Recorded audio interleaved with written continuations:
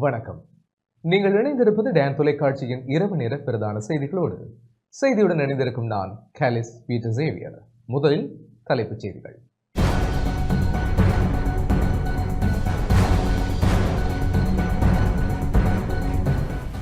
வெளிநாட்டு கடவுச்சீட்டை பெறுவது என்பது தீர்க்க முடியாத தேசிய பிரச்சினையாக காணப்படுவதாக எதிர்க்கட்சித் தலைவர் கவலை. அமைச்சர்கள் மற்றும் பிரதி அமைச்சர்களின் உதவிக்காக நியமிக்கப்படக்கூடிய ஊழியர்களின் எண்ணிக்கை அறிவிப்பு. அரசியலமைப்பு விடயம் தொடர்பில் கஜேந்திரகுமாரின் முன்வைப்பை நிராகரிக்கவில்லை என CVK சிவஞானம் தகவல். திருகோணமலை வெறுகலில் வெள்ளம் காரணமாக 62 குடும்பங்கள் இடம்பெயர்வு. கிளிநொச்சி வர்த்தக சங்கத்தினர் ஆர்ப்பாட்டம். தொடர்வது முதன்மை செய்தி.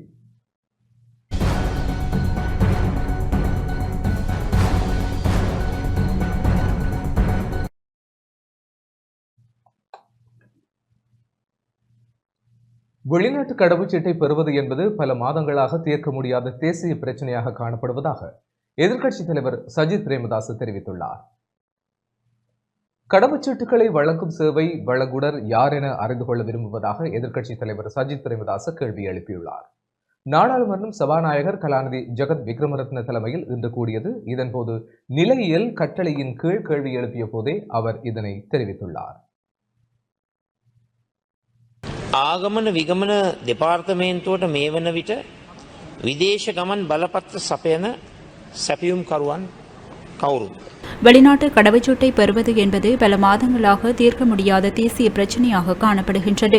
புதிய அரசாங்கம் கடந்த 2024 நவம்பர் 4ஆம் திகதி முதல் நிகழ்நிலை முறையில் கடவுச்சீட்டை பெறுவதற்கான திகதிகளை ஒதுக்குவதற்கு நிர்ணயித்திருந்தாலும் தற்போதும் கூட கடவுச்சீட்டொன்றை பெற்றுக்கொள்ள மக்கள் 3 அல்லது 4 மாதங்கள் காத்திருக்க வேண்டிய நிலை ஏற்பட்டுள்ளது. இதனால் வெளிநாட்டு வேலைவாய்ப்புகளை தேடிவரும் ஏராளமானோர் சிரமத்தை எதிர்கொண்டுள்ளனர். ஒவ்வொரு பிரிவுகளுக்கும் விண்ணப்பதாரர் ஒருவர் கடவுச்சீட்டை பெற எடுக்கும் நேரம் தினசரி வழங்கப்படும் மற்றும் விண்ணப்பிக்கும் கடவுச்சீட்டுகளில் சராசரி எண்ணிக்கை, அத்துடன் இந்த கடவுச்சீட்டுகளை வழங்கும் திட்டத்தை இயல்பு நிலைக்கு கொண்டு வருவதற்கு தடங்களை ஏற்படுத்தியுள்ள காரணங்கள், இயல்பு நிலைக்கு திரும்ப எதிர்பார்க்கப்படும் காலம் குறித்தும் அறிந்து கொள்ள விரும்புகின்றோம். மேலும் ஜனவரி 2024 முதல் இன்று வரை கடவுச்சீட்டுகளை பெறப்பட்ட விண்ணப்பங்களின் எண்ணிக்கை, இதுவரை வழங்கப்பட்ட கடவுச்சீட்டுகளின் எண்ணிக்கை, வழங்க வேண்டியுள்ள எண்ணிக்கை, தற்போது கையிருப்பில் இருக்கும் எண்ணிக்கை, தற்போது கடவுச்சீட்டுகளை வழங்கும் சேவை வழங்குனர் யார் என அறிந்து கொள்ள விரும்புகின்றோம். இது தொடர்பான விலைமனு கோரல் தொடர்பான தகவல்களை சபையில் சமர்ப்பிக்குமாறும் கேட்டுக்கொள்கின்றேன். வெளிநாட்டு வேலை வாய்ப்புகளை மேம்படுத்துவது முக்கியத்துவம் வாய்ந்த விடயமாகும். இவர்களுக்கு வசதிகளை ஏற்படுத்திக் கொடுப்பது அரசாங்கத்தின் பொறுப்பாகும். ආගමන විගමන දෙපාර්තමේන්තුවට මේ වන විට විදේශ ගමන් බලපත්‍ර සපයන සැපියුම් කරුවන්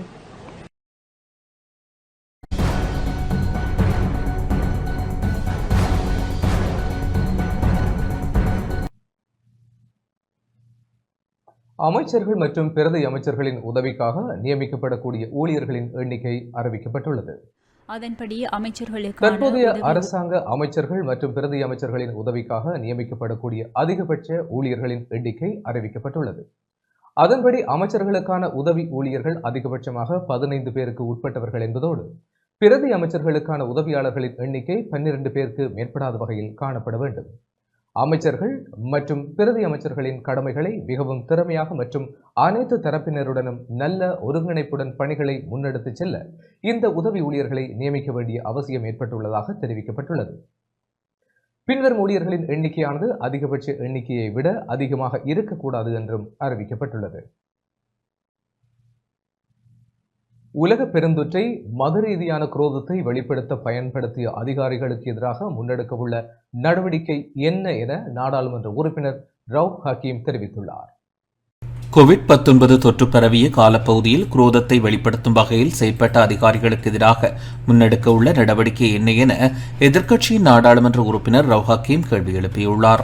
நாடாளுமன்றம் சபாநாயகர் கலாநிதி ஜெகத் விக்ரமரத்ன தலைமையில் இன்று கூடியது. இதன்போது வாய்மூல வினாவிற்கான கேள்வி நேரத்திலேயே அவர் இந்த கேள்வியை முன்வைத்தார்.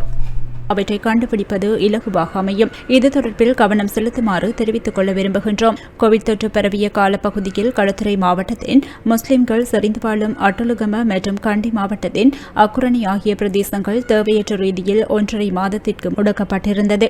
அதுவும் சட்டத்திற்கு புறம்பாக அந்த பிரதேச மக்களுக்கு அழுத்தம் பிரயோகிக்கப்பட்டது. அதேபோன்று அங்கிருந்த அதிகாரிகளும் கூட குரோதத்தை வெளிப்படுத்தும் வகையில் செயற்பட்டிருந்தனர். இதனை நீங்கள் ஏற்றுக்கொள்கின்றீர்களா? அதேபோன்று அந்த அதிகாரிகளுக்கு எதிராக நடவடிக்கை எடுப்பீர்களா? இதற்கு பதிலளித்து சுகாதார மற்றும் வெகுசன ஊடகத்துறை அமைச்சர் நலிந்த ஜெயதிச, එක පැත්තකින් ජනතාව අතිශයින් විශාල වශයෙන් පීඩාවට පත් වුණා වගේම රාජ්‍ය නිලධාරීන්ටත් යම් පීඩනයක් එල්ල වෙලා තිබුණා. அரசியல் ரீதியான தீர்மானங்களின் காரணமாக மக்கள் மாத்திரமல்லாது அதிகாரிகளும் கூட பாரிய அழுத்தத்திற்கு உள்ளாக நேரிட்டிருந்தது. அக்கால பகுதியில் உலக பெருந்தொற்றை மத ரீதியான குரோதத்தை வெளிப்படுத்த பயன்படுத்தியமை தவறான விடயமாகும். இந்த செயற்பாடுகளுக்கு நாடுகின்ற ரீதியில் கவலையை தெரிவித்துக் கொள்ள விரும்புகின்றோம். அதேபோன்று அனாவசியமான ரீதியில் மக்களை அழுத்தத்திற்கு உள்ளாக்கும் வகையில் செயற்பட்ட அதிகாரிகள் உள்ளிட்டவர்களுக்கு எதிராக சட்ட நடவடிக்கை எடுப்பதற்கு நாம் பின்வாங்கப் போவதில்லை. மீண்டும் கேள்வி எழுப்பிய நாடாளுமன்ற உறுப்பினர் ரவுஃப் ஹக்கீம், විශ්වවිද්‍යාලයට අනුබද්ධිත මහාචාර්ය මෙතිකා විතානගේ කියන මහත්මිය භූගත ජලය හරහා මේ ලෝක වසංගතය පැතිරී යෑමට ඉඩකඩ තිබෙනවයි කියලා ලෝක සෞඛ්‍ය සංවිධානය ඉතාම පැහැදිලිව பேராதனை பல்கலைக்கழகத்தின் பேராசிரியர் மெத்தினா விதானகி உயிரிழந்தவர்களின் சடலங்களினூடாகவும் வைரஸ் பரவும் என்ற விஞ்ஞான ரீதியற்ற தகவல்களை முன்வைத்து குரோத உணர்வுடன் செயற்பட்டமையை அவதானிக்க முடிந்தது. இந்த அதிகாரிகளுக்கு எதிராக நீங்கள் எத்தகைய நடவடிக்கைகளை மேற்கொள்ளப் போகின்றீர்கள்? அதற்கு பதிலளித்த சுகாதாரத்துறை அமைச்சர், ඒ කමිටුව පත් කළේ කවර අරමුණකින්ද කියන එක කමිටුවේ සංයුතිය අනුව පේනවා. அந்த குழு எந்த நோக்கத்திற்காக நியமிக்கப்பட்டது என்பது அந்த குழுவின் செயற்பாடுகளினூடாகவே வெளிப்படுகின்றது. அந்த தீர்மானம் அப்போதைய அமைச்சரவையினூடாகவே எடுக்கப்பட்டுள்ளது. எடுக்கப்பட்ட தீர்மானம் தவறானது என தெரிவித்துக் கொள்ள விரும்புகின்றோம். விஞ்ஞான ரீதியாக இதன்போது தீர்மானங்கள் எடுக்கப்படவில்லை. அதனையிட்டு நாம் மீண்டும் மீண்டும் கவலையை வெளிப்படுத்திக் கொள்கின்றோம். தகனம் செய்யப்பட்ட ஜனாசாக்களின் மதவாரியான எண்ணிக்கை சுகாதார அமைச்சிடம் இல்லை என சுகாதாரம் மற்றும் வெகுஜன ஊடக அமைச்சர் நலிந்த ஜெயதிச தெரிவித்துள்ளார். ரவுஃப் ஹக்கீமினால் எழுப்பப்பட்ட வாய்மூல வினாவிற்கான கேள்வி நேரத்திலேயே அவர் இதனை தெரிவித்துள்ளார். ආගමනුව ආදාහන කළ මෘතદેහ සංඛ්‍යාවන් පිළිබඳ දත්යන් වෙන්වෙන්ව සෞඛ්‍ය අමාත්‍යාංශ සතුව නොමැත. நாட்டில் கோவிட்-19 தொற்று பரவலின் காரணமாக 6,71,893 பேர் பாதிக்கப்பட்டுள்ளனர். அவர்களில் 16,817 பேர் உயிரிழந்துள்ளனர். கோவிட் தொற்று பரவல் ஏற்பட்ட காலப்பகுதியில் சர்வதேச நாடுகளில் உயிரிழந்தவர்களின் சடலங்களை அகற்ற பயன்படுத்திய முறைமையே பின்பற்றப்பட்டுள்ளது. இந்த விடயத்தை தொழில்நுட்ப குழு ஒவ்வொரு தடவையும் ஆராய்ந்து உரிய நடவடிக்கைகளை எடுத்துள்ளது. அதேபோன்று கோவிட் உயிரிழப்பு ஏற்படும் சமயத்தில் 24 மணி நேரத்திற்குள் தகனம் செய்ய வேண்டும் என்ற முறை பின்பற்றப்பட்டுள்ளது. அதேபோன்று ஜனாசாக்களை அடக்கம் செய்ய ஓட்டமாவடியில் அமைந்துள்ள ஒரு பகுதி தெரிவு செய்யப்பட்டு அங்கு உடல்கள் அடக்கம் செய்யப்பட்டுள்ளன. அதேபோன்று கோவிட்-19 தொற்று பரவல் காரணமாக உயிரிழந்தவர்களில் 2,992 முஸ்லிம்களின் ஜனாசாக்கள் அடக்கம் செய்யப்பட்டுள்ளன. அதேபோன்று 287 பௌத்தர்களினதும் 270 இந்துக்களினதும் 85 கத்தோலிக்கர்களினதும் ஜனாசாக்கள் அடக்கம் செய்யப்பட்டுள்ளன. அத்துடன் தகனம் செய்யப்பட்ட ஜனாசாக்களின் மதவாரியான தகவல்கள் சுகாதார அமைச்சிடம் இல்லை. ආගමනුව ආදාහන කළ මෘතদেහ සංඛ්‍යාවන් පිළිබඳ දත්යන් වෙන්වෙන්ව සෞඛ්‍ය අමාත්‍යාංශ සතුව නොමැත. கொழும்பு மருதானை போலீஸ் நிலையத்தில் கிளிநொச்சியைச் சேர்ந்த பெண்ணொருவர் கொலை செய்யப்பட்டுள்ளதாக நாடாளுமன்ற உறுப்பினர் சிவஞானம் ஸ்ரீதரன் தெரிவித்துள்ளார். இந்த விடயத்திற்கான நீதியை உடனடியாக பெற்றுத்தர வேண்டும் என்ற கோரிக்கையையும் அவர் முன்வைத்துள்ளார். நாடாளுமன்றில் அவர் இந்த விடயத்தை பிரஸ்தாபித்தார். இன்றைய தினம் மருதான போலீஸ் நிலையத்தில் ஒரு கிளிநொச்சியைச் சேர்ந்த பெண் தற்கொலை செய்து கொண்டு இறந்ததாக செய்திகள் வந்திருக்கிறது. ஆனால் அவர் தற்கொலை செய்யவில்லை, கொலை செய்யப்பட்டிருக்கிறார். போலீஸ் நிலையத்துக்குள் எவ்வாறு அவர் தற்கொலை செய்ய முடியும்? கைது செய்யப்பட்டிருந்த ஒரு கைதியாக எவ்வாறு அவர் மரணத்தை தழுவ முடியும்? இது ஒரு பயங்கரமான, வெளியிலே பார்க்கிற பொழுது மிக மோசமான ஒரு செய்தி. தயவுசெய்து கௌரவ அமைச்சர் அவர்களை இதுக்கு ஒரு சரியான நீதியை நீங்கள் உடனடியாக பெற்றுத்தர வேண்டும் என்பதை பதிவு செய்கின்றேன். அதற்கு பதிலளித்த பொதுமக்கள் பாதுகாப்பு அமைச்சர் ஆனந்த விஜயபால, இந்த விடயம் தொடர்பில் உடனடியாக ஆராய்ந்து பதிலளிப்பதாக தெரிவித்தார். இந்த விடயம் தொடர்பில் டான் செய்திப்பிரிவு போலீஸ் ஊடக பேச்சாளர் புத்திக மனதுங்கவை தொடர்பு கொண்டது. இந்த விடயம் தொடர்பில் கருத்து தெரிவித்த போலீஸ் ஊடக பேச்சாளர்,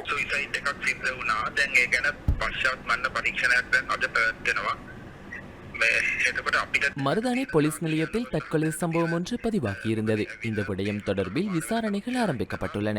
குறித்த பெண் அதிகாலை 4 மணிக்கும் 4:30 மணிக்கும் இடைப்பட்ட காலப்பகுதியிலேயே தற்கொலை செய்து கொண்டுள்ளதாகவே ஆரம்பகட்ட விசாரணைகளில் தெரிய வந்துள்ளது. உயிரிழந்தவரின் சடலம் இன்று பிரேத பரிசோதனைக்கு உட்படுத்தப்படவுள்ளது. அதற்கமையவே கொலையா தற்கொலையா என்ற முடிவுக்கு வர முடியும். இருப்பினும் இதுவரையில் கிடைக்கப்பெற்ற ஆதாரங்களுக்கு அமைய குறித்த பெண் தற்கொலை செய்துள்ளமையே தெரிய வந்துள்ளது. குறித்த பெண்ணின் மீது போதைப்பொருள் பாவனை குறித்த பிடியாணையுள்ளமையும் குறிப்பிடத்தக்கது.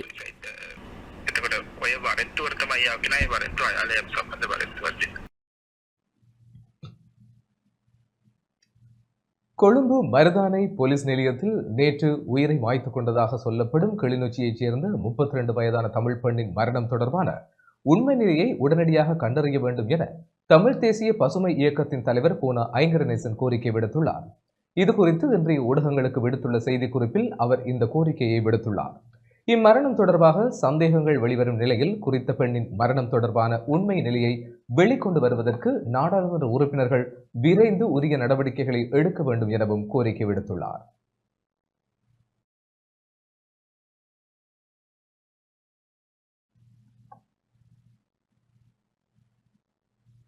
அரசியலமைப்பு விடயம் தொடர்பில் கஜேந்திரகுமாரின் முன்வைப்பை நிராகரிக்கவில்லை என இலங்கை தமிழரசு கட்சியின் பதில் தலைவர் CVK சிவஞானம் தெரிவித்துள்ளார். அரசியலமைப்பு விடயம் தொடர்பில் நாடாளுமன்ற உறுப்பினர் கஜேந்திரகுமார் பொன்னம்பலத்தின் முன்வைப்பை நிராகரிக்கவும் இல்லை, எதிர்க்கவும் இல்லை எனவும் பரிசீலிக்கலாம் என்ற முடிவில் இருந்ததாகவும் இலங்கை தமிழரசு கட்சியின் பதில் தலைவர் CVK சிவஞானம் தெரிவித்துள்ளார். இன்று யாழ்ப்பாணத்தில் ஊடகங்களுக்கு கருத்து வெளியிடுகையில் இவ்வாறு குறிப்பிட்டார். இந்திய அரசினுடைய நன்கொடையாக யாழ்ப்பாண மாநகரசு அவையினுடைய காணியில் நிர்மாணிக்கப்பட்ட யாழ்ப்பாண கலாச்சார மண்டபத்தினுடைய பெயர் மாற்றம் தொடர்பாக பல செய்திகள் வெளிவந்ததை தொடர்ந்து எங்களுடைய அரசியல் குழுவை கூட்டி அவரோடு கலந்து பேசி அதன் அடிப்படையிலான ஒரு கடிதத்தை நேற்றைய தினம் யாழ்ப்பாணத்தில் இருக்கிற துணை தூதுவர் மதிப்பார்ந்த சாய் முரளி அவருடன் நான் கொடுத்திருக்கிறேன். எங்களுடைய உணர்வுகளை அவர் புரிந்து கொண்டார். நிச்சயமாக தான் பரிசீலித்து தங்களுடைய மேல்மன்றத்தோடு பேசி ஒரு சுமூகமான முடிவை எட்டக்கூடியதாக இருக்கும் என்ற முடிவோடு தான் கலந்துரையாடல் நிறைவு செய்திருக்கிறது. நான் நினைக்கிறேன் இந்த விடயத்திலே ஒரு திருப்திகரமான ஒரு தீர்வு ஏற்படக்கூடிய வாய்ப்புகள் அதிகமாக இருக்கின்றது. விசாரணை ஏற்றுக்கொள்ளக்கூடிய தீர்வு எட்டப்படும் என்று நான் நம்புகின்றேன். 25ஆம் தேதி அந்த கூட்டத்திலே கலந்து கொள்வதாக எந்த ஒரு முடிவும் எடுக்கப்படவில்லை. கலந்துரையாடல் அல்லது கட்சிகளோடு பேசுவதற்கு 7 பேர் கொண்ட குழு நியமிக்கப்பட்டாலும் கூட 25ஆம் தேதி அவர்கள் கஜேந்திரகுமார் அளித்த கூட்டங்களுக்கு பங்கு பெற்றுவதை பற்றியான எந்த தெளிவான முடிவும் எடுக்கப்படவில்லை. முடிவில்லாதபடியால் கலந்து கொள்கிற சாத்தியங்கள் குறைவென்று தான் நான் நினைக்கிறேன். ஒருவேளை 2 பேர் போய் கலந்து கொள்கிறார்களோ எனக்கு தெரியாது. ஆனால் நாங்கள் மிக தெளிவாக இருந்தாங்க. ஐந்துமாராக்களுடைய அந்த ஆஃபர்ன்னு சொல்லக்கூடிய முன்வைப்பை நாங்கள் நிராகரிக்கல, எதிர்க்கவும் இல்லை. காலப்போக்கில் பரிசீலிக்கலாம் என்ற முடிவோடு தான் இருந்தாங்க. ஆனால் 25ஆம் தேதியில் கலந்து கொள்றதை பற்றி எனக்கு சரியாக தெளிவாக தெரியல. பதில் தலைவர் என்ற வகையில் எனக்கு அப்படி ஒரு அறிவித்தல் அல்லது அழைப்பு கிடைக்கல. மற்றது பொதுச் செயலாளருக்கு கிடைத்ததாகவும் எனக்கு தெரிவிக்கப்பட இல்லை. அப்படி ஒரு அழைப்பு விடுக்கப்பட்டால் அதை நாங்கள் பரிசீலிப்போம்.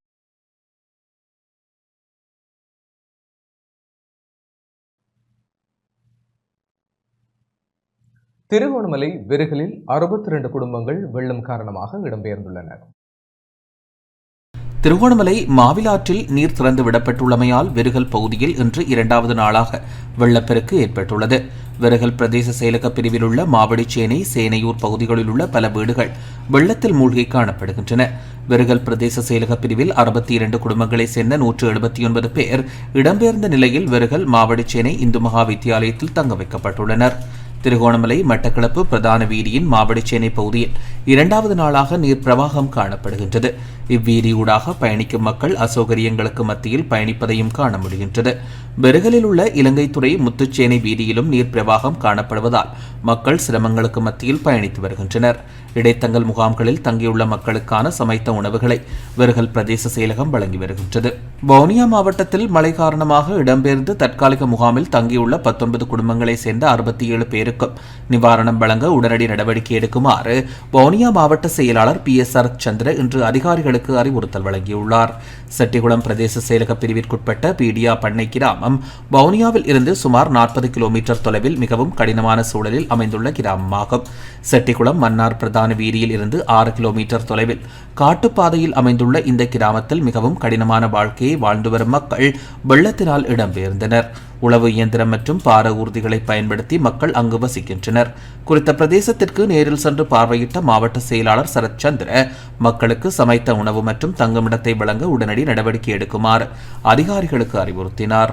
வவுனியா மாவட்டத்தில் நிலவும் தொடர் மழை காரணமாக செட்டிகுளம், ஆண்டியா, புளியங்குளம், ராமையன்குளம் பகுதியில் சுமார் 40 ஏக்கர் நெற்றிகை வெள்ளத்தில் மூழ்கியுள்ளது. வவுனியா பாவற்குளம் குளத்தின் 4 வான்கதவுகள் திறக்கப்பட்டுள்ள நிலையில் இதற்கு கீழுள்ள வயல் நிலங்களே இவ்வாறு பாதிப்படைந்துள்ளன. அறுவடைக்கு தயாராக இருந்த நிலையில் நெற்பயிர்கள் முற்றாக பாதிப்படைந்துள்ளதாக விவசாயிகள் கவலை வெளியிட்டுள்ளனர். இது வவுனியா மாவட்டம் செட்டிகுளம் பிரதேச செயலக பிரிவுக்குட்பட்ட ராமையன்குளம் என்று சொல்லக்கூடிய குளத்துக்கு கீழே இருக்கக்கூடிய வயல்காணிகள். எங்கட வயல்காணிக்கு பக்கத்துல தான் இந்த மல்வத்தோய ஆறும் இருக்குது. நாட்டில் பெய்த கடும் மழை காரணமாக என்ன நடந்ததுன்னு சொன்னா இந்த நீர்வரத்து அதிகமாகிட்டது. அதுக்கு மேல இருக்கக்கூடிய மல்வத்தோய ஆற்றுக்கு அந்த திருப்புற குளங்களோட வான்கதவுகள் எல்லாத்தையும் ஒரே நேரத்துல திறந்ததோட இங்க எங்கட வவுனியாக்குள்ள இருக்கிற பெரிய குளங்கள்ல ஒன்றான பாவட்குளத்துல இருக்கிற 4 வான்கதவையும் திறந்து விட்டாங்க. திறந்ததால இந்த வயல் எல்லாம் இப்ப இன்றைக்கு குறைஞ்சிட்டு நான் நிக்கிறேன், என்ன தலைக்கு மேல அளவுக்கு தண்ணி போச்சுது. இன்றைக்கு குறைஞ்சிருக்குது. ஆனா திரும்பியும் மழை பெஞ்சு கொண்டு இருக்குது. போட்ட உளுந்தும் நாசமா போயிட்டுது. அதே மாதிரி இந்த வெள்ளாமையும் எடுக்கிறதுக்கு இனி இருக்காது. எவ்வளவு ஆசையோட கனவோட நம்பிக்கையோட இருக்கிற கடன் எல்லாம் கட்டிடுவோம், ஏதோ ஒரு விஷயத்தை செஞ்சிருவோம்ங்கிற நம்பிக்கையில தான் நாங்க என்ன செஞ்சோம், இந்த வெள்ளாமையை செய்யறது, உளுந்த செய்யறது. கடைசியில எல்லார கனவும் இந்த தண்ணியோட அப்படி போயிட்டுது. இது வவுனியா மாவட்டத்தினுடைய செட்டிகுளம் கமநல சேவை திணைக்களத்துக்கு உட்பட்ட ராமியங்குளம் பகுதி தான் இது. இந்த பகுதியில் தொடர்ச்சியாக 2-3 நாளுக்கு மேலதிகமாக மழை பெஞ்சு வரதால மல்வத்தை அண்டிய பகுதியில் உள்ள அதிகளவான ஒரு 40 ஏக்கருக்கு மேற்பட்ட வயல்காணிகள் பாதிப்படைஞ்சிருக்குது. அதாவது பாவக்குளம், அது வவுனியா மாவட்டத்தில் உள்ள மிகப்பெரிய ஒரு குளங்கள் ஒன்றான பாவக்குளம் திறந்து விடப்பட்டிருக்கு. அதே போன்று அந்தப்புறம் பகுதிகளில் உள்ள நிறைய குளங்கள் வான் பாய்கிறதால அதை திறந்து விட்டிருக்கிறாங்க. இதனால இந்த பகுதியில் 40 ஏக்கருக்கும் அதிகமான வயல்காணிகள் குடல கதிரோட இருந்த நிறைய வயல்கள் பாதிக்கப்பட்டிருக்குது. அதோட கதிர்வார டைம் இது அதனால இது எல்லாம் அப்படியே நீர்ச்சாவி அடிக்கிற நிலைமையில தள்ளப்பட்டிருக்கு. நிறைய விவசாயிகள் பாதிக்கப்பட்டிருக்கிறாங்க. என்னைய மாதிரி இருக்கிற நிறைய விவசாயிகள் நிறைய கடன் பட்டிருக்கிறாங்க, நிறைய வங்கிகளில் கடன் பட்டிருக்கிறாங்க. அதே மாதிரி நிறைய இதுகளில் பசலைகள், அதே போல மருந்து வகைகளில் வேண்டல எல்லாமே கடனை பட்டு தான் இந்த விவசாயத்தை செஞ்சு பாருங்க. அந்த குடில் விளங்காத அளவுக்கு இருக்குது. அந்த அடிச்சுட்டு இதில் எடுக்கிறதுக்கு ஒன்றுமே இல்லை. இங்கே பாருங்க, வெள்ளையாகி உள்ள ஒன்றுமே இல்லை. இங்கே பாருங்கண்ணா, எல்லாமே பாதிக்கப்பட்டுச்சு. இதில் ஒரு 40 ஏக்கர் வரையிலான காணி இப்போதைக்கு பாதிக்கப்பட்டிருக்குது. விஜய் மேல் பக்கம் அந்த அளவுக்கு பாதிப்புண்டு இல்லை. இதில் 40 ஏக்கர் வரையிலான காணிகள் இப்போதைக்கு பாதிப்படைஞ்சிருக்குன்னு பார்க்குற அளவில் விளங்குது. முற்று முழுதாக நீரில் மூழ்கி இருக்குது இந்த பகுதி. எல்லாமே தண்ணி மேலுக்கு தான் இருக்குது, வெள்ளாமைக்கு மேலே. இதுக்கான ஒரு நஷ்ட ஈடு அல்லது இழப்பீடு ஒன்றை அரசாங்கம் வழங்க வேண்டும் என்று சொல்லி நான். கிளிநொச்சி வர்த்தக சங்கத்தினர் இன்றைய தினம் ஆர்ப்பாட்டம் ஒன்றினை முன்னெடுத்திருந்தனர். கிளிநொச்சி நகரத்தில் வீதியோரத்தில் மேற்கொள்ளப்பட்டு வரும் நடைபாதை வியாபார நடவடிக்கைகளை தடை செய்ய கோரி கிளிநொச்சி வர்த்தக சங்கத்தினர் இன்று காலை தமது வர்த்தக நிலையங்களை மூடி கவனஈர்ப்பு ஆர்ப்பாட்டம் ஒன்றினை முன்னெடுத்திருந்தனர். இதன்போது டிப்போ சந்தையிலிருந்து மாவட்ட செயலகம் வரை பேரணியாக சென்று மாவட்ட செயலகரிடம் மகஜர் ஒன்றையும் கையளித்திருந்தனர்.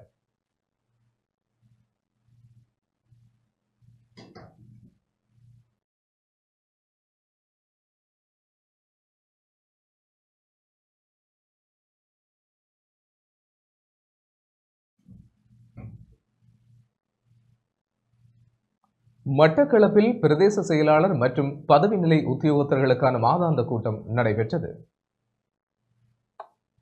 மட்டக்களப்பில் பிரதேச செயலாளர்கள் மற்றும் மாவட்ட செயலக பதவி நிலை உத்தியோகத்தர்களுக்கான மாதாந்த கூட்டம் இன்று நடைபெற்றது. மாவட்ட அரசாங்க அதிபர் ஜஸ்டினா முரளிதரன் தலைமையில் பழைய மாவட்ட செயலக கேட்போர் கூடத்தில் இடம்பெற்ற கூட்டத்தில் பிரதேச செயலக மட்டத்தில் நடைமுறைப்படுத்தப்படுகின்ற வேலை திட்டங்கள் மற்றும் எதிர்கால திட்டமிடல்கள், நிதி நிர்வாக செயல்பாடுகள் தொடர்பாக ஆராயப்பட்டு கலந்துரையாடப்பட்டன. ஆஸ்வசம வேலை திட்டங்கள், பிரதேச செயலாளர்களின் வாசத்தல பராமரிப்பு, கோராளைப்பற்று மேற்கு பிரதேச செயலக அலுவலக வாகன பற்றாக்குறை, போரதீவு பற்றி பிரதேச செயலக பிரிவில் அமைக்கப்படுகின்ற சட்டவிரோத மண் அகழ்வு போன்ற விடயங்கள் தொடர்பிலும் அவதானம் செலுத்தப்பட்டன.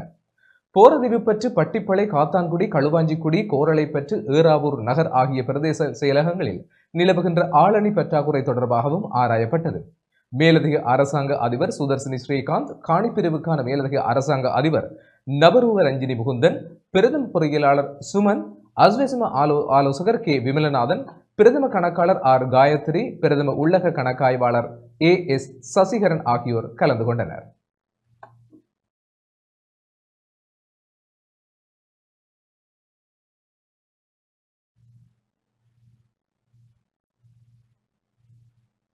அம்பாறையில் நுகர்வோர் அதிகார சபையால் அரிசி களஞ்சிய சாலைகள் மற்றும் அரிசி விற்பனை நிலையங்களில் திடீர் சோதனை நடவடிக்கைகள் மேற்கொள்ளப்பட்டன.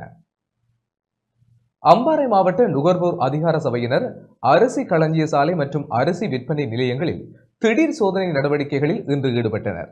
நுகர்வோர் அலுவல்கள் அதிகார சபையின் மாவட்ட பொறுப்பதிகாரி சாலிந்த பண்டார நவரத்ன மற்றும் நுகர்வோர் அலுவல்கள் அதிகார சபையின் புலன் விசாரணை அதிகாரிகளினாலேயே இந்த திடீர் சோதனை நடவடிக்கைகள் மேற்கொள்ளப்பட்டன. பாண்டிருப்பு, மருதமுனை, பெரிய நீலாவணை பகுதிகளில் உள்ள அரிசி களஞ்சிய சாலை மற்றும் அரிசி வர்த்தக நிலையங்களில் மேற்கொள்ளப்பட்ட சோதனை நடவடிக்கையின் போது உரிமையாளர்கள் சிலருக்கு எச்சரிக்கை வழங்கப்பட்டதோடு அறிவுறுத்தல்களும் வழங்கப்பட்டன. பல அரிசி களஞ்சிய சாலை மற்றும் அரிசி வர்த்தக நிலையங்களுக்கு எதிராக நீதிமன்றத்தினூடாக வழக்கு தொடரவும் நடவடிக்கைகள் எடுக்கப்பட்டுள்ளன. இதேவேளை விலைப்பட்டியல் காட்சிப்படுத்த தவறிய வர்த்தகர்களுக்கும் எச்சரிக்கை விடுக்கப்பட்டுள்ளது.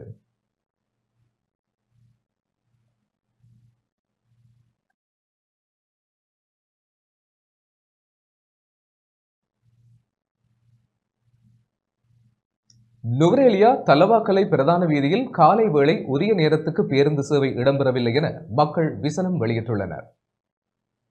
நுவரேலியா தலவாக்கலை பிரதான வீதியில் காலை வேளை உரிய நேரத்துக்கு பேருந்து சேவையில் ஈடுபடாமையினால் அங்கிருந்து அரசு மற்றும் தனியார் பாடசாலைகளுக்கு செல்லும் மாணவர்களும் தொழிலுக்கு செல்வோரும் பல்வேறு சிரமங்களை எதிர்கொண்டுள்ளனர். மேலும் பாடசாலை மாணவர்கள் விதிவிலகையில் வெளியில் தொங்கியபடி பயணம் செய்கின்றனர். இவ்வீதியில் தினமும் சேவையில் இருந்த இலங்கை போக்குவரத்து சபைக்கு சொந்தமான பேருந்துகளில் தொழில் புரியும் சாரதியோ அல்லது நடத்துனரோ விடுமுறை என்றால் சேவையில் ஈடுபடும் பேருந்தும் திடீரென முற்றாக நிறுத்தப்படுவதாகவும், பேருந்தில் ஏதேனும் பழுது ஏற்படும் சமயத்திலும் பேருந்துகள் நிறுத்தப்படுவதாகவும் தெரிவிக்கின்றனர். இதனால் அவற்றில் தினமும் பயணிக்கும் நூற்றுக்கணக்கான மாணவர்கள், அன்றாட தொழிலுக்கு செல்வோர் சீரான பேருந்து போக்குவரத்து இல்லாமல் அவதிப்பட்டுள்ளனர். குறிப்பாக கிளாரண்டன், டெஸ்போர்ட், கிரிமிட்டி, வாழைமலை, அவோகா, கார்லிபர்க் போன்ற பிரதேசங்களை சேர்ந்தவர்களே போக்குவரத்து சிக்கலால் பெரிதும் பாதிக்கப்பட்டுள்ளனர். இந்த நிலையில் இலங்கை போக்குவரத்து சபைக்கு சொந்தமான இந்த பேருந்துகள் திடீரென நிறுத்தப்பட்டுள்ளமையால் காலை 6:30 மணிக்கு தலவாக்கலையில் இருந்து நுவரெலியா நோக்கி புறப்பட்டு காலை 7:20 மணியளவில் டெஸ்போர்ட், கிரிமிட்டி வழியாக செல்லும் பேருந்தில் கூட்டம் நிரம்பி காணப்படுவதாகவும், அதில் ஏறி பயணம் செய்ய இயலாத நிலை ஏற்பட்டுள்ளதாகவும் பொது போக்குவரத்தினை பயன்படுத்துவோர் கவலை தெரிவிக்கின்றனர். அத்தோடு இலங்கை போக்குவரத்து சபை பேருந்துக்கான மாதாந்த பருவச்சீட்டு பெற்றுக் கொண்டவர்கள் முச்சக்கர வண்டிகள் மற்றும் வேறு வாகனங்களில் செல்ல வேண்டிய நிலை ஏற்பட்டுள்ளதாகவும் தெரிவிக்கின்றனர். இதில் கிளாரண்டன் பிரதேசத்தை சேர்ந்தவர்கள் நானு ஓயா பிரதேச நகருக்கும் நானு ஓயா நாவலர் பாடசாலைகளுக்கும் 3-4 கிலோமீட்டர் தூரம் நடந்தே செல்கின்றனர். இதனால் உரிய நேரத்தில் பாடசாலைக்கோ அலுவலகங்களுக்கோ செல்ல முடியாமல் மீண்டும் தமது வீடுகளுக்கே செல்ல வேண்டிய நிலைக்கு தள்ளப்பட்டுள்ளனர். இதேவேளை இவ்வீதியில் காலையில் உரிய நேரத்துக்கு அரச பஸ்கள் சேவையில் ஈடுபடாமையால் மாணவர்களின் கற்றல் நடவடிக்கைகள் பாதிப்படைந்துள்ளதாக பெற்றோர் கவலை தெரிவிக்கின்றனர். இந்த விடயம் தொடர்பில் தொடர்ச்சியாக சம்பந்தப்பட்ட அதிகாரிகள் பலருக்கு தெரியப்படுத்தியும் இது தீர்க்கப்படாத பிரச்சனையாகவே காணப்படுகிறது எனவும் பெற்றோர் விசனம் வெளியிட்டுள்ளனர். எனவே இப்பிரதேச மாணவர்கள் மற்றும் பொதுமக்களின் நலனை கருத்தில் கொண்டு பாடசாலை நேரங்களில் சீரான பேருந்து சேவையை வழங்க சம்பந்தப்பட்ட அதிகாரிகள் முன்வர வேண்டும் என இப்பிரதேச மக்கள் கோரிக்கை விடுத்துள்ளனர்.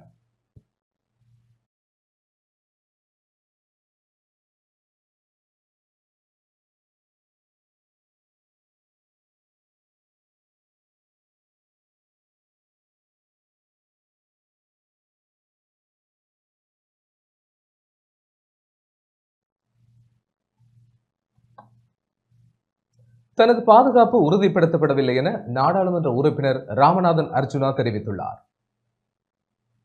தான் புலி என்றால் தன்னை கைது செய்யுமாறு நாடாளுமன்ற உறுப்பினர் ராமநாதன் அர்ஜுனா நாடாளுமன்ற சபையில் தெரிவித்துள்ளார். அதேவேளை தான் கொலை செய்யப்பட்டால் அரசாங்கமே பொறுப்பு கூற வேண்டும் எனவும் தெரிவித்துள்ளார். நாடாளுமன்றம் சபாநாயகர் கலாநிதி ஜெகத் விக்ரமரத்ன தலைமையில் இன்று கூடியது. இதன்போதே அவர் இதனை தெரிவித்துள்ளார். මාව නිකන් කොටි කියලා අයි එච්චර ඩිප්‍රස් කරන්නේ මං කොටි නම් අරස් කරන්න මම නැත්තම් වෙඩි දියන්න ඕගොල්ලෝ මර මිනිමරලා දියනවා මිනිමරපු ආණ්ඩුව තමයි මේක. என் மீது 24 வழக்குகள் தாக்கல் செய்யப்பட்டுள்ளன. இந்த 24 வழக்குகளும் தனிப்பட்ட வழக்குகள் அல்ல. மோசடியாளர்களை கைது செய்வதாக கூறிக்கொண்டே இந்த அரசாங்கம் ஆட்சிக்கு வந்தது. வைத்தியசாலைகளில் நோயாளிகளை கொலை செய்கின்றனர். மன்னார் வைத்தியசாலையிலும் நோயாளிகளை கொலை செய்துள்ளனர். நான் நடந்து கொண்ட விதம் தவறு என அமைச்சர் கூறுகின்றார். ஆனால் நான் வைத்தியராக இருக்கும் போது வழக்குகள் உள்ளனவா என கூறுங்கள் பார்க்கலாம். நான் வடக்கின் மக்களை பிரதிநிதித்துவப்படுத்துகின்றேன். எனக்கு ஏன் நாடாளுமன்றத்தில் உரையாற்ற நேரம் ஒதுக்கி தரவில்லை என சபாநாயகர் தெரியப்படுத்த வேண்டும். என்னை புலி என கூறி மன அழுத்தத்திற்கு உள்ளாக்குகின்றார்கள். ஏன் இவ்வாறு செயற்படுகின்றீர்கள்? நான் புலி என்றால் என்னை கைது செய்யுங்கள் அல்லது என்னை துப்பாக்கியால் சுற்றிக் கொள்ளுங்கள். மனித கொலையில் ஈடுபட்ட அரசாங்கமே தற்போது உள்ளது. 1987 ஆண்டு காலப்பகுதியில் எத்தனை பேரை கொலை செய்தனர்? அதேபோன்று என்னுடைய மக்களை லட்சக்கணக்கில் முள்ளிவாய்க்காலில் கொன்றுள்ளார்கள். எனக்கு பாதுகாப்பு வழங்கப்படவில்லை, வாகனமும் வழங்கப்படவில்லை.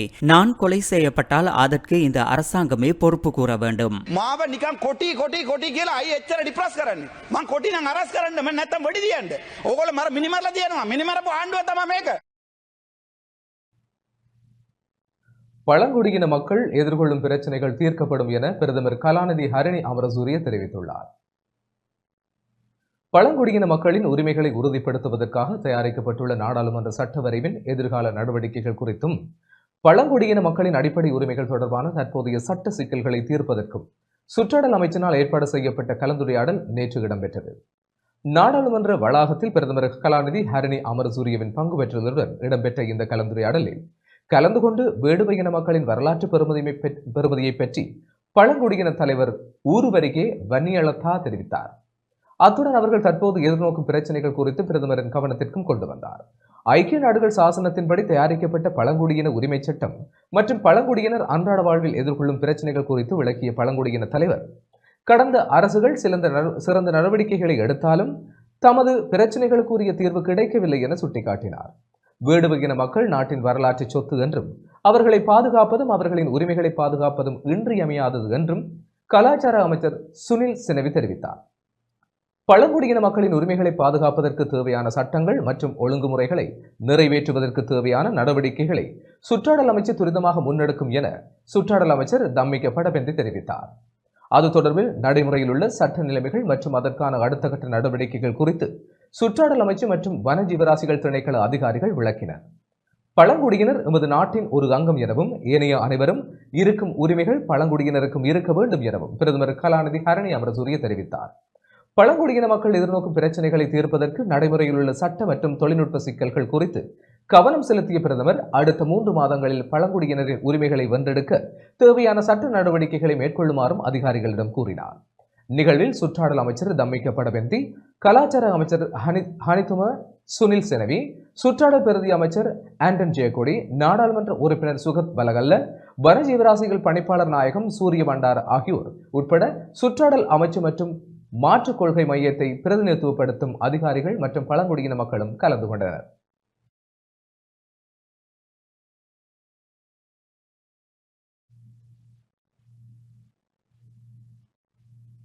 யாழ்ப்பாண சர்வதேச சட்ட மாநாடு எதிர்வரும் 25ஆம் தேதி ஆரம்பமாக உள்ளது. யாழ்ப்பாண பல்கலைக்கழக சட்டத்துறையின் ஏற்பாட்டில் வருடாந்தம் நடாத்தப்படும் யாழ்ப்பாண சர்வதேச சட்ட மாநாடு எதிர்வரும் 25ஆம் மற்றும் 26ஆம் தேதிகளில் இடம்பெறவுள்ளது. யாழ்ப்பாண பல்கலைக்கழக மருத்துவ பீட ஹீவர் கலையரங்கில் காலை 9 மணிக்கு நிகழ்வு ஆரம்பமாக உள்ளது. இது தொடர்பில் ஊடகங்களுக்கு விளக்கம் அளிக்கும் ஊடக சந்திப்பு யாழ்ப்பாண பல்கலைக்கழக துணைவேந்தர் சீனா ஸ்ரீ சற்குணராஜா தலைமையில் இன்று இடம்பெற்றது. இந்த ஊடக சந்திப்பில் யாழ்ப்பாண பல்கலைக்கழக கலைப்பீடாதிபதி சீனா ரகுராம், சுரானா சர்வதேச வழக்கறிஞர் நிறுவனத்தைச் சேர்ந்த சஞ்சா சர்மா, கிஷான் லால், சட்டத்துறை விரிவுரையாளர் திருமதி சுபாசினி ஆகியோர் பங்கேற்றனர். இதன்போது சட்டத்துறை தலைவர் திருமதி கோசலை மதன் யாழ்ப்பாண சர்வதேச சட்ட மாநாடு குறித்தும் விளக்கம் அளித்தார். யாழ் பல்கலைக்கழகத்தின் கலைப்பீடத்தில் அமைந்துள்ள சட்டத்துறையானது இவ்வருடம் சுரோனா சர்வதேச வழக்கறிஞர் நிறுவனத்துடன் சேர்ந்து 25-26ஆம் தேதி தைத்திங்கள் ஒரு சர்வதேச மாநாட்டை ஒழுங்கு செய்துள்ளது. யாழ்ப்பாண பல்கலைக்கழக சட்டத்துறையானது இந்தியாவின் புகழ்பூத்த சுரானா மற்றும் சுரானா சர்வதேச வழக்கறிஞர் நிறுவனத்துடன் இணைந்து 2வது தடவையாகவும் யாழ்ப்பாண சர்வதேச சட்ட மாநாட்டை முறைசை தை மாதம் 25ஆம் 26ஆம் திகதிகளில் நடாத்துவதற்கு தீர்மானித்துள்ளது. யாழ்ப்பாண சர்வதேச சட்ட மாநாடானது யாழ் பல்கலைக்கழகத்தின் மருத்துவ பீடத்தின் ஹூவர் கலையரங்கில் காலை 9 மணி முதல் மாலை வரை இடம்பெற உள்ளது. மாற்றத்திற்கான கருவியாக சட்டம் என்னும் சாரப்பட செயற்படல், நிலை மாற்றம், நிலைத்திருப்பு என்னும் தொனிப்பொருளில் ஒழுங்கு செய்யப்பட்டுள்ள இவ்வருட மாநாட்டின் முதல் நாள் நிகழ்வில் ஆளுகை நிலைமாற்றம் தொடர்பில் சிங்கப்பூர் தேசிய பல்கலைக்கழக உதவி பேராசிரியர் டியான்ஷா அவர்களும், இலத்திரனியல் நிலைமாற்றம் தொடர்பாக சிரேஷ்ட சட்டத்தரணி சுனில் அபேரத்ன அவர்களும் திறப்புரைகளை ஆற்ற உள்ளனர். மக்களின் அரசியல் அமைப்பு அதன் எதிர்காலம் என்னும் தலைப்பிலான சிறப்பு கலந்துரையாடல் ஒன்றும் இடம்பெற உள்ளது. 2ஆம் நாள் நிகழ்வில் கலாசார நிலைமாற்றம் தொடர்பாக சமத்துவத்திற்கும் நீதிக்குமான நிலையத்தின் நிறைவேற்று பணிப்பாளர் ஷாமலா கோமஸ் அவர்களும், முறையியல் நிலைமாற்றம் தொடர்பில் கொழும்பு பல்கலைக்கழக சட்டபீடத்தின் முன்னாள் பீடாதிபதி பேராசிரியர் நாகநாதன் செல்வகுமரனும் திறப்புரைகளை ஆற்ற உள்ளனர். நிலைமாற்றம், சவால்களும் வாய்ப்புகளும் என்னும் தொனிப்பொருளிலான விசேட கலந்துரையாடல் ஒன்றும் இடம்பெற உள்ளது. அதே நேரம் இலங்கை மற்றும் வெளிநாட்டு ஆய்வாளர்களால் சமர்ப்பிக்கப்பட்ட ஆய்வுச் சுருக்கங்கள், பொருளாதார வளர்ச்சியும் முதலீடும், சுற்றுச்சூழல் சார் சவால்கள், உரிமைகள், நீதி, குடும்பச் சட்டமும் பாரபட்சமும், செயற்கை நுண்ணறிவும் தொழில்நுட்பமும், புதிய எண்ணக்கருக்கள் என்னும் 7 தலைப்புகளின் கீழ் வாசிக்கப்பட உள்ளன. யாழ் பல்கலைக்கழக சட்டத்துறை மாணவர்கள் சிலர் முறையான ஆய்வு மேற்பார்வைக்கு உட்பட்ட தமது ஆய்வு கட்டுரைகளை முதல் நாள் மாலை அமர்வில் வாசிக்க உள்ளனர் என்பதும் குறிப்பிடத்தக்க ஒரு விடயமாகும். மாற்றுப் பிணக்கு தீர்வு முறைகள் பற்றிய குறிப்பாக மத்தியஸ்தம் தொடர்பான சிறப்பு அமர்வு ஒன்றும் ஒழுங்கு செய்யப்பட்டுள்ளது. இந்நிகழ்வானது தை மாதம் 24ஆம் திகதி பிற்பகல் 4:30 மணி முதல் 6:30 மணி வரை யாழ்ப்பாண பல்கலைக்கழக நூலக கேட்போர் கூடத்தில் இடம்பெற உள்ளது. இந்நிகழ்வில் இந்தியாவினைச் சேர்ந்த நிபுணர்கள் பலரும் கலந்து சிறப்பிக்க உள்ளமை குறிப்பிடத்தக்கது. மட்டக்களப்பு மாவட்ட அரசாங்க அதிபருக்கும் தொழில்நுட்ப உத்தியோகத்தர்களுக்கும் இடையே விசேட சந்திப்பு ஒன்று இடம்பெற்றுள்ளது. மட்டக்களப்பு மாவட்டத்தில் கடமையாற்றும் தொழில்நுட்ப உத்தியோகத்தர்கள் மற்றும் தொழில்நுட்ப உதவியாளர்கள் மாவட்ட அரசாங்க அதிபர் ஜஸ்டினா முரளிதரனை நேற்று மாலை சந்தித்து கலந்துரையாடினர். பழைய மாவட்ட செயலகத்தில் கலந்துரையாடல் இடம்பெற்றது. தொழில்நுட்ப உத்தியோகத்தர்கள் மற்றும் தொழில்நுட்ப உதவியாளர்கள் கடமைகளை மேற்கொள்ளும் போது எதிர்நோக்கும் சவால்கள் மற்றும் பிரச்சனைகள் தொடர்பாக கலந்துரையாடப்பட்டது. அரசாங்க அதிபரினால் தொழில்நுட்ப உத்தியோகத்தர்கள் எதிர்நோக்கும் பிரச்சனைகளை கையாள்வதற்கான ஆலோசனைகள் மற்றும் தீர்வுகள் வழங்கப்பட்டன. தொழில்நுட்ப உத்தியோகத்தர்களுக்கான புதிய பயிற்சிகளை வழங்குவதற்கு ஒழுங்குகளை செய்யுமாறும் அரசாங்க அதிபரிடம் கோரிக்கைகள் முன்வைக்கப்பட்டன. மாவட்ட மேலதிக அரசாங்க அதிபர் சுதர்ஷினி ஸ்ரீகாந்த், பிரதம பொறியியலாளர் டி சுமன் மற்றும் தொழில்நுட்ப உத்தியோகத்தர்களும் கலந்துரையாடலில் கலந்து கொண்டனர்.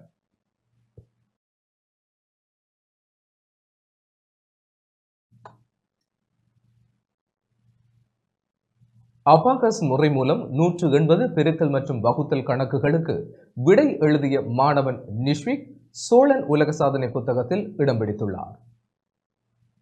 அபாகஸ் முறை மூலம் 180 பெருக்கல் மற்றும் வகுத்தல் கணக்குகளுக்கு 3 நிமிடங்களில் விடை எழுதிய 8 வயது மாணவன் நிஷ்விக் சோழன் உலக சாதனை புத்தகத்தில் இடம் பிடித்துள்ளார். மாத்தளை மாவட்டம் லால்துவில பகுதியில் வசித்து வரும் தினேஷ் ராஜ் மற்றும் ஷெரின் ஆகியோரின் 8 வயது மகனான நிஷ்விக் மாத்தளையில் இயங்கி வரும் SIP அபாகஸ் திறன் மேம்பாட்டு பயிற்சி நிலையத்தில் கற்று வருகிறார்.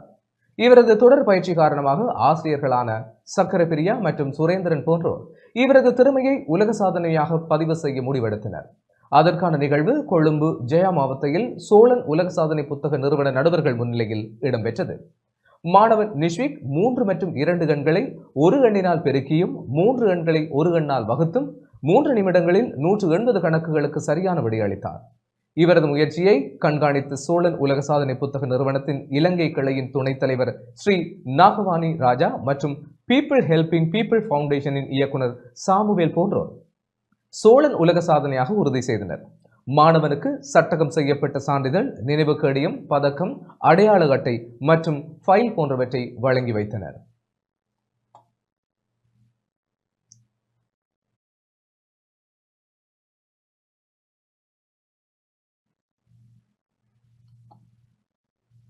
அம்பாறை கல்முனை மஸ்ஜிதுல் பலாஹா பள்ளிவாசலின் எல்லை சுவர்கள் கடலரிப்பினால் பாதிப்படைந்துள்ளன. அம்பாறை கல்முனை மஸ்ஜிதுல் பலாஹா பள்ளிவாசல் எல்லை சுவர்கள் கடலரிப்பினால் இடிந்து விழுந்துள்ளன. கல்முனை மஸ்ஜிதுல் பலாஹா பள்ளிவாசல் பின்புறமாக அமைக்கப்பட்ட தென்னந்தோட்டமும் கடலரிப்பினால் பாதிக்கப்பட்டுள்ளது.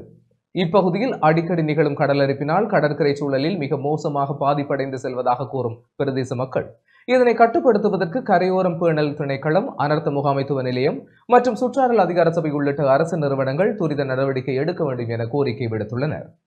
பெரிய நீலாவணை, சாய்ந்தமருது, மருதமுனை, பாண்டிருப்பு, அட்டாளைச்சேனை, நிந்தவூர், ஒலுவில் போன்ற பிரதேசங்களை அண்டியுள்ள கடற்பிரதேசம் கொந்தளிப்பாக காணப்படுகிறது. காலநிலை மாற்றங்களினால் கடலரிப்பு காரணமாகவும் மீனவர்களும் பாதிப்புகளுக்கு முகம் கொடுத்துள்ளார்கள்.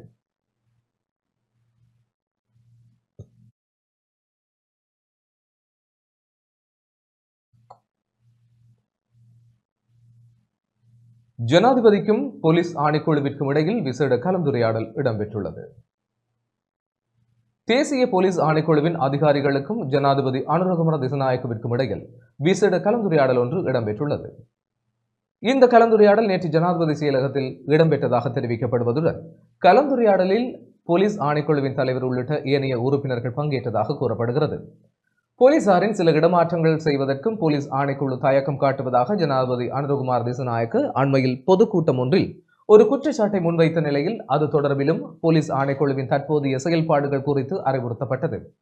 தேசிய போலீஸ் ஆணைக்குழு தனது ஆணைக்குழுவின் செயல்பாடுகள் குறித்து இதன்போது ஜனாதிபதிக்கு அறிவிக்க நடவடிக்கை எடுத்துள்ளதாகவும் குறிப்பிடப்படுகிறது. அரசியலமைப்பின் மூலம் வழங்கப்பட்டுள்ள அதிகாரங்களின்படி தேசிய போலீஸ் ஆணைக்குழு தனது கடமைகளை சட்டபூர்வமாக மேற்கொண்டு வருவதாக ஜனாதிபதிக்கு அறிவித்துள்ளது. போலீஸ் ஆணைக்குழு சுயாதீனமாக செயல்பட வேண்டும் என்று அறிவுறுத்தியுள்ள ஜனாதிபதி அனுரகுமார திசாநாயக்க அதன் நடவடிக்கைகளில் எந்த செல்வாக்கும் செலுத்தப்படாது என்றும் உறுதியளித்துள்ளார்.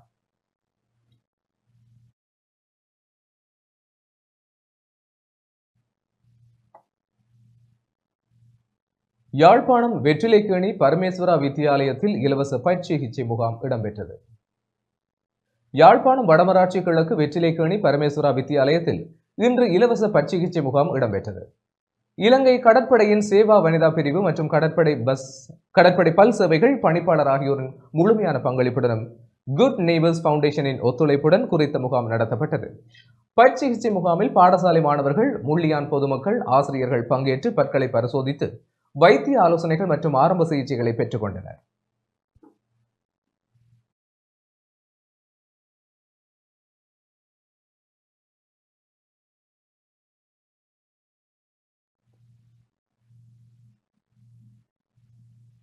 மட்டக்களப்பு பட்டிருப்பு கல்வி வலயத்துக்குட்பட்ட 35 பாடசாலைகளைச் சேர்ந்த மாணவர்களுக்கு கற்றல் உபகரணங்கள் வழங்கப்பட்டன. மட்டக்களப்பு கழுவதாவளை சமூக பொருளாதார கல்வி அபிவிருத்தி சங்கத்தினால் பட்டிருப்பு வலய கல்வி அலுவலகத்தின் கீழ் உள்ள தெரிவு செய்யப்பட்ட 35 பாடசாலைகளைச் சேர்ந்த 550 மாணவர்களுக்கு கற்றல் உபகரணங்கள் இன்றைய தினம் வழங்கப்பட்டன. கற்றலுக்கு கரம் கொடுப்போம் எனும் தொனிப்பொருளின் கீழ் கழுதாவளை மகாவித்தியாலயத்தில் 1 மில்லியன் ரூபாய் பெறுமதியான கற்றல் உபகரணங்களை வழங்கும் நிகழ்வு நடைபெற்றது. கானா சுந்தரலிங்கம் தலைமையில் நடைபெற்ற நிகழ்வில் பட்டிருப்பு வலய கல்வி பணிப்பாளர் சிவானந்தம் ஸ்ரீதரன் பிரதம அதிதியாக கலந்து கொண்டார். கோட்ட கல்வி பணிப்பாளர் அருள்ராசா, கழுதாவளை சுயம்பலிங்க பிள்ளையார் ஆலய தலைவரும் முன்னாள் வலய கல்வி பணிப்பாளருமான கானா பாஸ்கரன், அதிபர்கள், ஆசிரியர்கள், மாணவர்கள், பெற்றோர்கள், பொது அமைப்புகளின் பிரதிநிதிகள் என பலரும் நிகழ்வில் கலந்து கொண்டிருந்தனர். நிட்டம்புவ ஸ்ரீ விஜயராமய விகாரை பெரேகரா ஊர்வலம் காரணமாக கண்டி கொழும்பு வீதியில் போக்குவரத்து மட்டுப்படுத்தப்பட்டுள்ளது. நிட்டம்புவ ஸ்ரீ விஜயராமய விகாரையில் வருடாந்த துருது நத மகா பெரேகரா ஊர்வலம் காரணமாக வீதி போக்குவரத்து மட்டுப்பாடு தொடர்பில் போலீசார் அறிவித்தல் விடுத்துள்ளனர். அதன்படி நாளை இரவு 8:30 மணி முதல் நள்ளிரவு 12 மணி வரை பெரேகரா ஊர்வலம் இடம்பெறவுள்ளது. இந்த ஊர்வலம் நிட்டம்புவ அத்தனகல்ல வீதியில் உள்ள கழுவாகஸ்வில ஸ்ரீ விஜயராமய விகாரையில் இருந்து தொடங்கி நிட்டம்புவ நகரத்தை அடைந்து இடதுபுறம் திரும்பி கொழும்பு கண்டி பிரதான வீதியில் கொழும்பை நோக்கி சென்று வால்வத்த சந்தையில் வலதுபுறம் திரும்பி ஸ்ரீ போதி விகாரியை சென்றடைய திட்டமிடப்பட்டுள்ளது. பிறகிற நிகழ்வை காண ஏராளமானோர் வருவார்கள் என எதிர்பார்க்கப்படுவதால் கண்டி கொழும்பு பிரதான வீதியில் கடும் போக்குவரத்து நெரிசல் ஏற்பட வாய்ப்புள்ளது. எனவே நிட்டம்புவ நகரத்திலிருந்து மல்வத்த சந்தி வரையிலான வீதியின் ஒரு வழித்தடம் இரண்டாக பிரிக்கப்பட்டு கொழும்பு நோக்கியும் கண்டி நோக்கியும் போக்குவரத்துக்கு அனுமதி அளிக்கப்படும்.